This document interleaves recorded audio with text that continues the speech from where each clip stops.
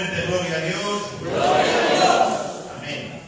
Al Señor le damos gracias porque hasta aquí Él nos está bendiciendo. Amén. Ya llegar a este lugar es una bendición.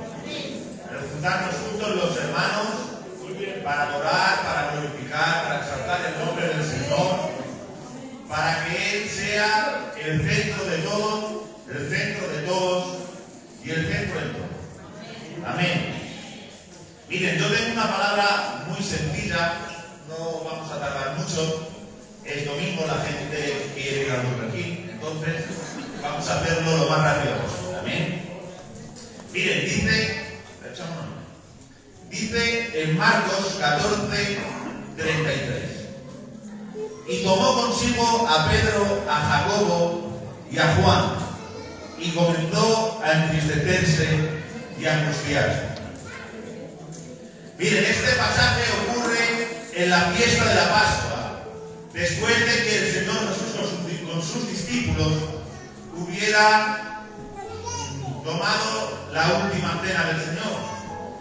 Y cuando han tomado la cena del Señor, dice que el Señor Jesús con sus discípulos se dirigen al Getsemaní. Y en el Getsemaní dice que el Señor se aparta para orar. Y a los demás discípulos, que en total eran 12, pero a 9 les dice: quietos aquí.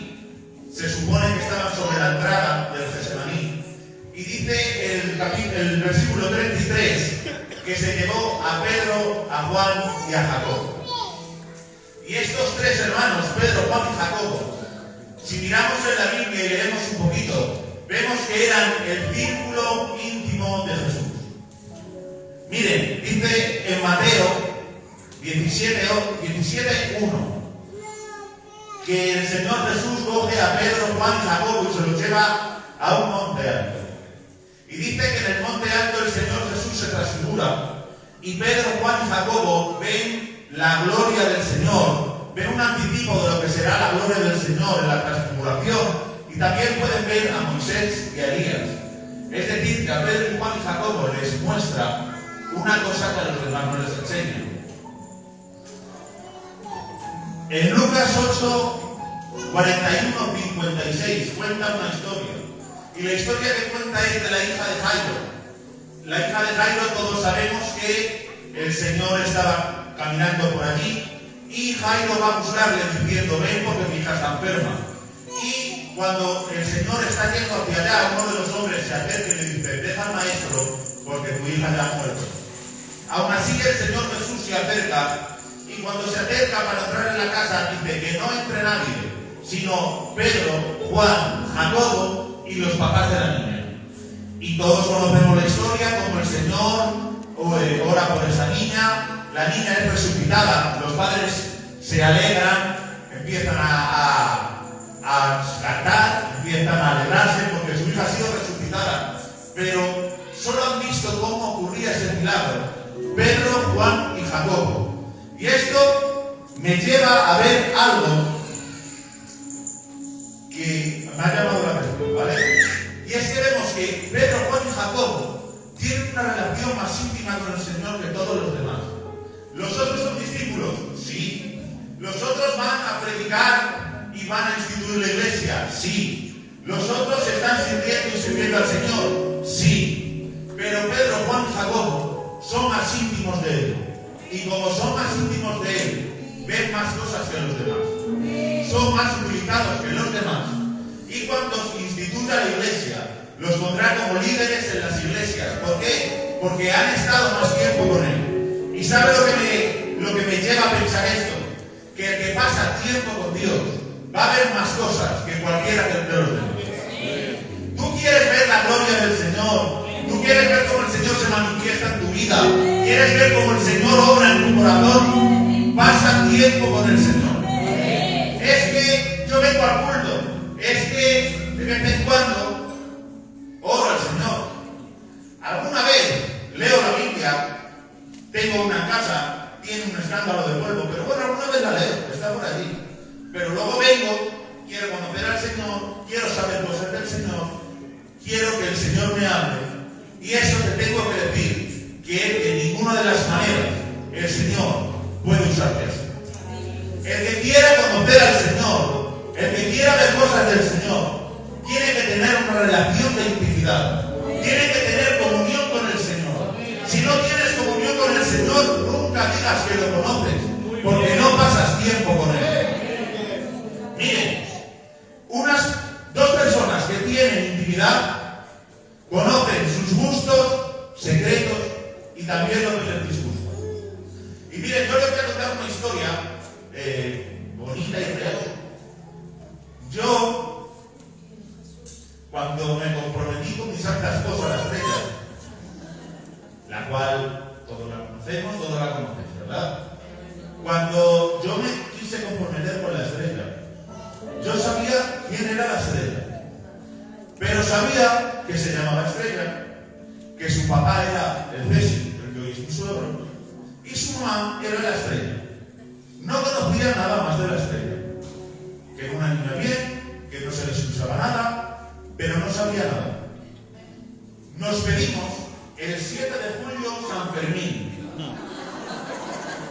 del año 2005, y el 7 de julio San Fermín, la Estrella y yo comencemos una relación para más adelante convertirnos en un matrimonio. Y durante ese tiempo yo descubrí, igual que ella de mí, ciertas cosas. Una de ellas descubrí que se mordía las uñas, cosa que yo antes no sabía. Otra cosa que descubrí que casi nos cuesta el pimiento es que le dije, vámonos a la granja que me apetece churrasco, y me dijo, no, que no me gusta.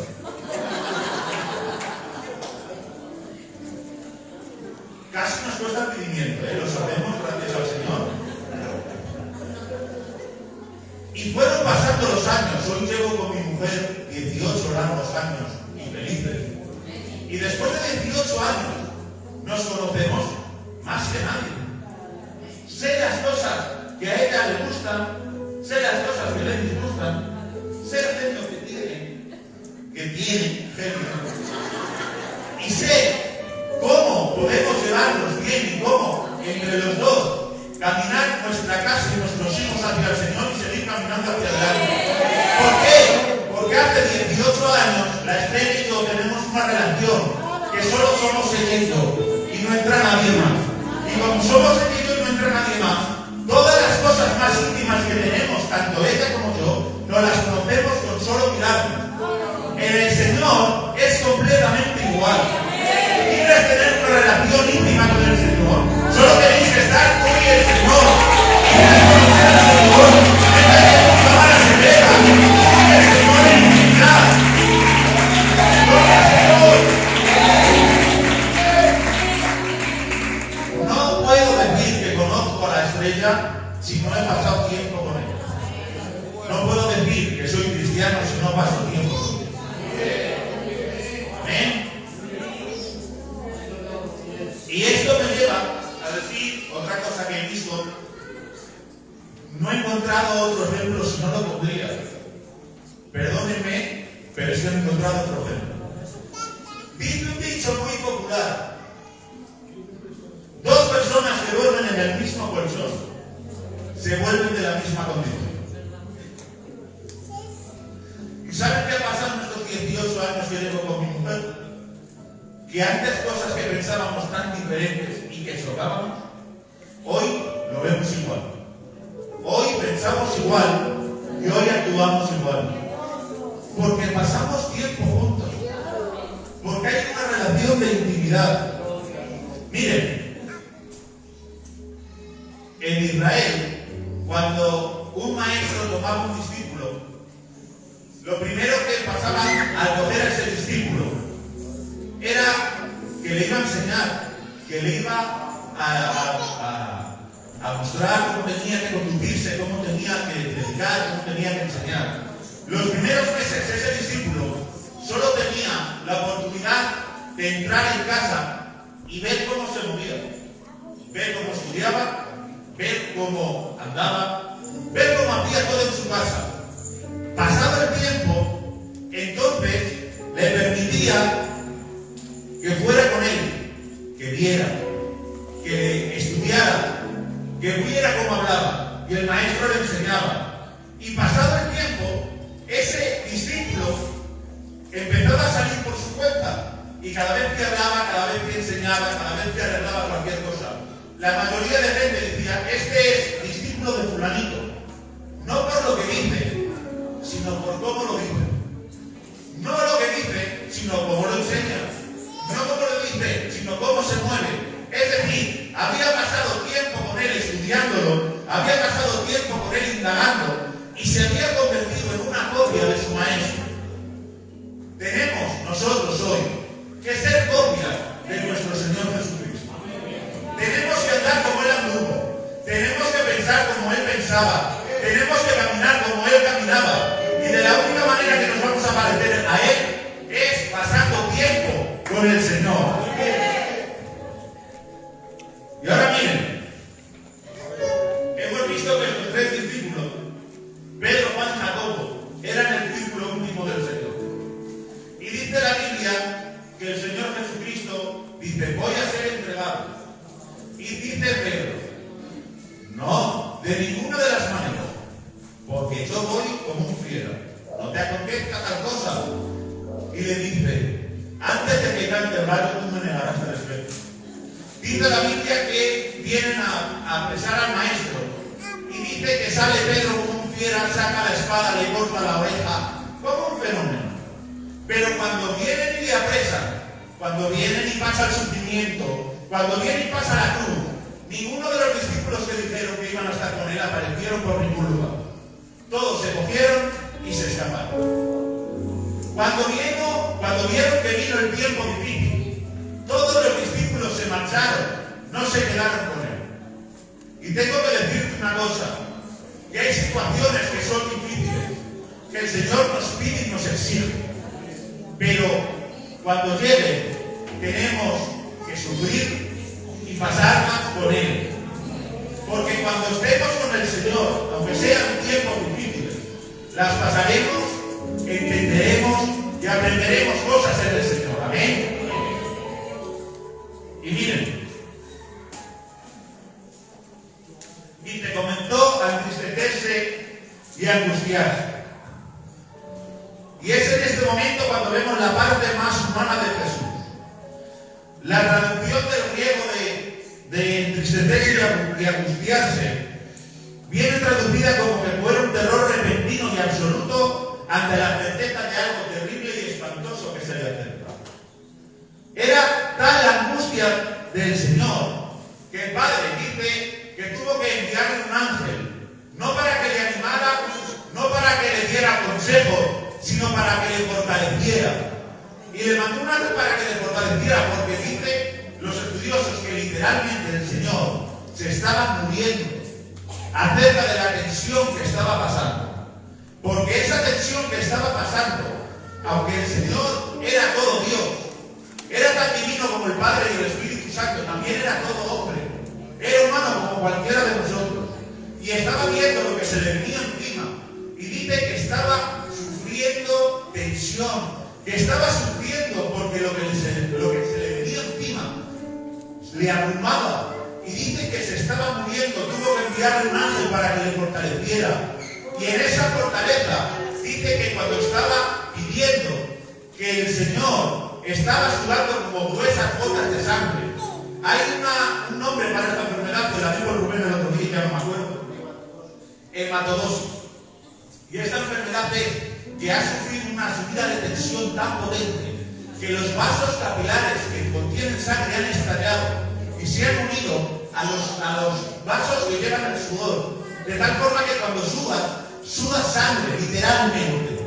Y dice la Biblia que caían al suelo gruesas gotas de sangre. Estaba muriéndose porque lo que se le venía encima era abrumador.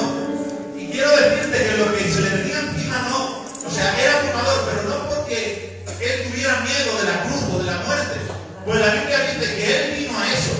Él dice que nadie me quita la vida, yo mismo la entrego. Él sabía lo que venía. Él sabía que tenía que llegar a la cruz. Él sabía que tenía que pasar el sufrimiento. Pero él también sabía como hombre que durante un periodo de tiempo iba a cargar en sus hombros con todos los pecados de todos los hombres, de todas las dispensaciones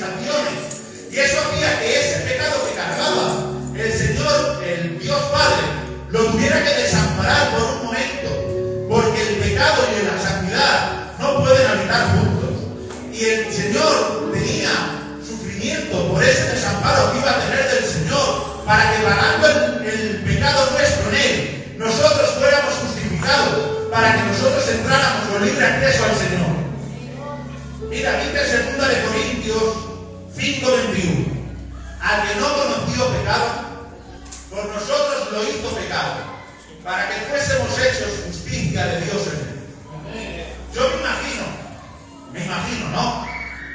Como el Señor Jesús, en su humanidad, diciendo: yo que soy el más santo que ha pisado la tierra, yo que soy limpísimo, yo que en mí no hay nada, Señor, si es posible, pasa de mí esta copa. No te digo que no lleguemos a ese plan, pero vamos a pasarlo de otra forma. Vamos a intentar que no tenga que cargar con todos los pecados de todos los hombres. Pero resulta que nuestro pecado tenía que ser castigado. Y si hubiera sido así, si el Padre hubiera dicho: venga, sí, vamos a hacerlo de otra forma, el pecado que el Señor cargó en sus hombros se dividía sobre los nuestros y hubiera tenido que ser castigado. Y el castigo lo hubiéramos recibido nosotros. Nosotros hubiéramos recibido el castigo por nuestro pecado, porque merecíamos el castigo por nuestro pecado. Pero el Señor, el Padre, no lo vio así de esa forma y quiso todavía que tuviera todos los pecados de todos los hombres. Y nuestro pecado ha sido castigado. Nuestro pecado ha recibido el castigo que merecía, pero en nosotros no está. Ha sido cargado en los hombros del Señor, ha sido llevado a los pies de la cruz, y nuestro pecado ya no está en nosotros, ha sido castigado en Él. Él nos ha limpiado, Él ha pagado nuestro pecado, Él ha llevado lo que nosotros teníamos que llevar y no podíamos aguantar. Bendito sea su nombre. Miren, Cristo sufría porque sabía que tendría que soportar toda la ira santa de Dios sobre el pecado. Toda la ira que nosotros hemos acumulado a lo largo de los siglos lo iba a sufrir el Señor durante la cruz. La maldición del pecado fue castigada sobre Él para que su gracia alumbrase en nosotros. Cristo cargó el peso de tu pecado para que libre tengas acceso al Padre. En su muerte sufrió la ira del Padre y el castigo del infierno para que tú nunca tuvieras que pasar. Cristo se sintió abrumado porque sabía que sería triturado por una ira sin misericordia, para que nosotros disfrutáramos de una misericordia sin ira. Y en todo esto, el Señor sufrió. El Señor cargó sobre Él nuestro pecado. Y en el Getsemaní oraba diciendo que pasara de Él esa copa. Si lo miramos así, si yo acabara así este mensaje, tengo que decirte que es la historia más triste jamás contada acerca de la vida. Sería la historia más triste ver el sufrimiento de nuestro Señor. Pero tengo que decirte que aunque sufrió, también está con Él ligada la historia más grande de amor jamás contada. Porque sufrió todo esto, llegó a la cruz, nadie le quitó la vida, Él mismo la entregó. Nuestro pecado fue cargado sobre Él. Él fue cargado en la cruz y nuestro pecado fue pagado. Nosotros hemos sido limpios. Y mientras nosotros estábamos siendo limpiados de nuestro pecado, el Señor Jesús, recibiendo nuestro castigo, llegó a la muerte. Pasó un día, pasó 2 días, pasó el tercer día. En el tercer día dice la Biblia que nuestro Señor Jesús resucitó de entre los muertos. Y cuando resucitó de entre los muertos, dice que se acercó al Padre. Y cuando llegó donde el Padre, le enseñó la sangre derramada. El sacrificio ha sido aceptado. Nuestro pecado ha sido pagado. Y ahora nosotros por herencia tenemos una corona inaccesible. Tenemos la gloria asegurada del Padre en el cielo. No por cuenta nuestra, porque no lo merecemos, sino por el sacrificio del Señor en la cruz, por pagar nuestro pecado, por cubrirnos por aquello que nosotros merecíamos. El sufrimiento del Señor hizo que nosotros fuéramos limpios y nos acercáramos al Padre sin pecado. Y ahora tengo que decir, para terminar, que sabiendo todo lo que sufrió el Señor, viendo todo lo que tuvo que pasar, que nosotros tomemos tan livianamente el pecado, tendríamos que mirarnos. Que nosotros viéramos que hacemos cosas que sabemos que al Señor no le agrada, que digamos, bueno, que es un cuerpo de carne, que es que no pasa nada, que es una cosita pequeña, el Señor sufrió todo eso para que ese pecado fuera pagado. Que bueno, que es que el Señor me ve, que el Señor lo entiende, el Señor Jesús fue crucificado por ese pecado que estás diciendo que Él lo entiende. Tengo que decirte que el Señor no lo entiende, que Él pagó ese pecado, que Él sufrió el oprobio por lo que estamos cometiendo. Y tengo que decirte que si amamos al Señor, que si nos llamamos cristianos como nos llamamos, tenemos que llevar una vida santa acorde a lo que Él nos demanda, porque Él ha pagado muchísimo, Él ha sufrido muchísimo, para que nosotros nos tomemos esto a la ligera. El Evangelio es serio, el Evangelio es santo, el Evangelio hay que visitarlo, hay que vivir con lo que el Señor nos demanda, que el pecado que cometemos el Señor lo está pagando por nosotros. Así que cada vez que veamos que viene tentación a nosotros, vamos a decirlo así, cuidémonos, intentemos no hacerlo, porque el Señor pagó por ese pecado. Hasta aquí el mensaje. Un aplauso para el Señor.